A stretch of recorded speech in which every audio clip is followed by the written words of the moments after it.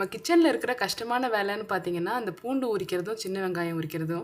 அதுக்கும் ஏதாவது மிஷின் வந்திருக்கான்னு பார்த்தா, புதுசா ஒரு மிஷின் வந்திருக்கு. ஆனா, அதோட ரேட்டு 3500க்கு மேல இருக்கு. ஸோ பட்ஜெட்டா ஏதாவது ஐட்டம் இருக்கா ஆன்லைன்ல அப்படின்னு பார்த்தா, இந்த ஒரு சிலிகான் கார்லிக் பீலர் இருந்தது. இந்த ஷேப்ப பார்த்தோனே, இது என்ன எங்க பூண்டு உரிக்க போகுது அப்படின்னு தான் தோணுச்சு. சரி அதனால வாங்கிட்டு இது எப்படி ஒர்க் ஆகுதுன்னு பார்க்கலாம் அப்படின்னு லைவாவே செஞ்சு பார்த்துடலாம். பூண்டு உரிக்குதா அப்படின்னு சொல்லிட்டு, இந்த வீடியோ தான் ஃபர்ஸ்ட் நான் ஆன்லைன்ல போட்டேன். உள்ள பூண்டு வச்சுட்டு இப்படி இப்படி தேய்ச்சா அந்த பூண்டு உறிஞ்சிரும் அப்படின்ற மாதிரி போட்டிருந்தேன். சரி எங்கள் வீட்டுக்காரர்கிட்ட கொடுத்துருந்தேன்.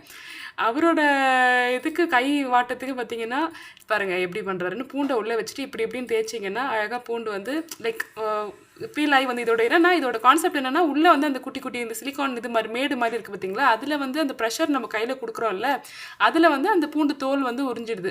ஸோ இதுதான் பார்த்தீங்கன்னா அதில் இருக்கிற மெக்கானிசம். எடுத்த உடனே எல்லாருக்குமே ஃபர்ஸ்ட் யூஸ்லேயே உங்களுக்கு பூண்டுலாம் அழகாக உறிஞ்சி வந்துருமான்னு கேட்டிங்கன்னா அப்படி கிடையாது. அந்த வாட்டம் உங்களுக்கு கைக்கு வரணும். அதுவும் இல்லாமல் நிறைய பூண்டு அது உள்ளே போட்டிங்கன்னா பாதி பூண்டு சைடு வழியாக வெளியில் வந்துடும். ஸோ 2 3 அப்படி போட்டு ப்ராக்டிஸ் பண்ணிக்கணும். ஆனால் ஒர்க் ஆகுது. ஸோ கொஞ்சம் பார்த்தீங்கன்னா டிவி பார்த்துட்டே பண்ணிவிட்டு நான் கொஞ்சம் பூண்டு பார்த்தீங்கன்னா ஒரு 2 ஃபுல் பூண்டு வந்து அந்த பீலர் வச்சு தான் இது பண்ணி. இதோட ரேட்டு பார்த்தீங்கன்னா ஒரு 100 to 100 அந்த மாதிரி ரேஞ்சில் இருக்குது. நகத்தில் பூண்டு உரிக்கிறதுக்கு உங்களுக்கு கஷ்டமாக இருக்குது, வலிக்குதுன்னா இந்த ப்ராடக்ட்டை நீங்கள் வாங்கிக்கலாம். லிங்க் வியூ ப்ராடக்ட்ஸில் கொடுக்குறேன், வேணும்னா செக் பண்ணுங்கள். பை.